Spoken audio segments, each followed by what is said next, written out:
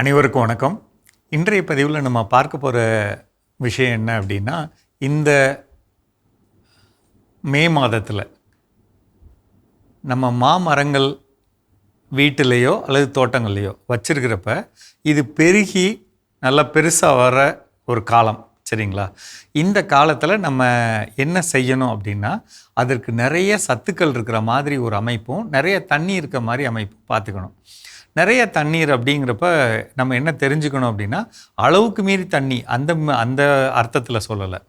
இப்போ ஒரு தடவைக்கு வீட்டில் இருக்க மரமோ அல்லது தோட்டத்தில் இருக்க மரமோ 40 லிட்டர் தண்ணி, பெரிய வாளியில் 2 வாளி தண்ணி கொடுக்குறோன்னு வச்சுக்கோங்க.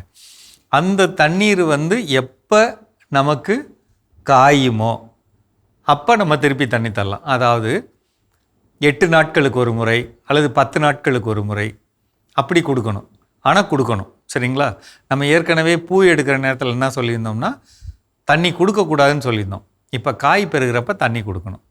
ரெண்டாவது காரியம் என்ன செய்யணும் அப்படின்னா, மரங்களுக்கு நல்ல ஊட்டச்சத்து கொடுக்கணும், கூடவே நுண்ணூட்ட சத்தும் கொடுக்கணும். இப்போ என்ன செய்யலாம்? வீட்டு தோட்டமாக இருந்ததுன்னா மாமரங்களில் மரத்துலேருந்து ஒரு 6 அடி தள்ளி 2 அடி அகலம் 1/2 அடி ஆழம் உள்ள குழி எடுத்துக்கணும். அதில் சாம்பல் கிடச்சதுன்னா 1 கிலோ போட்டுக்கணும். அதில் வாய்ப்பு இருந்ததுன்னா மக்கின சாணம் எங்கேயாவது கிடச்சதுன்னா ஒரு 2 கிலோவோ 5 கிலோவோ அது போட்டுட்டு தண்ணி கொடுக்கலாம். அதில் நம்ம என்ன செய்யணும் அப்படின்னு சொன்னால், முடிஞ்ச அளவுக்கு கடலை புண்ணாக்கு 1 கிலோ கரைச்சி, வீட்டு தோட்டமாக இருந்தால் வாளியில் கரைச்சி ஒரு நைட்டு வச்சுருந்து அதை 2 பக்கமும் மரத்துலேருந்து கிழக்கு மேற்கு வடக்கு தெற்கு, அல்லது ஒரு சில பேர் சந்துக்குள்ளே வச்சுருக்கோம் அப்படின்னா கிழக்கு மேற்கு, அப்படி 2 திசையில் ஊற்றி விட்டுறணும். அப்போ நான் என்னென்ன சொல்லியிருக்கேன்? தண்ணி பாய்ச்சணும்னு சொல்லியிருக்கேன், சாணம் கொடுக்கணும், சாம்பல் வைக்கணும்னு சொல்லியிருக்கேன், கடலை புண்ணாக்கு வைக்கணும்னு சொல்லியிருக்கேன். இந்த காரியத்தை கண்டிப்பாக கடைபிடிக்கணும். வாய்ப்பு இருக்கிறவங்க ஏற்கனவே என்னுடைய பதிவுகளை பார்த்து ஒரு சில பேர் எருக்கு கரைசல் நம்ம தயார் பண்ணி வச்சுருக்கோம். அப்படி தயார் பண்ணி வச்சுருந்தோம்னா அதை கொஞ்சம் தொடர்ந்து கொடுத்தோம்னா காய் நல்லா பெருசாக உருண்டையாக அழகாக உள்ளே இருக்கக்கூடிய இடம்லாம் நிறைஞ்சு பழுத்து வரும்போது நமக்கு நல்ல பொருளாக கிடைக்க வாய்ப்பு இருக்குது. இதே இது தோட்டமாக இருக்குது அப்படின்னு சொன்னால், அந்த தோட்டங்கள்லேயுமே அதாவது 10 நாட்களுக்கு ஒரு முறை தண்ணி கொடுக்கணும். என்ன இடுபொருள் வச்சுருக்கீங்களோ அதை நல்லா கொடுக்கணும், நிறையா கொடுக்கணும், தொடர்ந்து கொடுக்கணும், ஒவ்வொரு தண்ணிக்கும் கொடுக்கணும்.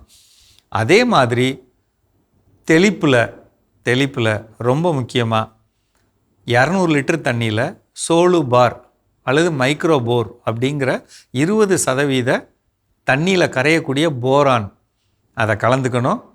கடல் பாசி உரம் இருக்குது 1 லிட்டர் கலந்துக்கணும். அதுக்கப்புறம் மீனமிலமோ பஞ்சகாவியாவோ இருந்ததுன்னா 2 லிட்டர் கலந்துக்கணும். இது ரொம்ப அடிப்படையானதுங்க, இதை பண்ணிக்கணும். இந்த நேரத்தில் நமக்கு வெயிலும் ஒரு சில நேரம் மழையும் வர வாய்ப்பு இருக்குது, சரிங்களா? மழை தூர வாய்ப்பு இருக்குது. அப்போ நமக்கு பூஞ்சை தொற்று வரும்.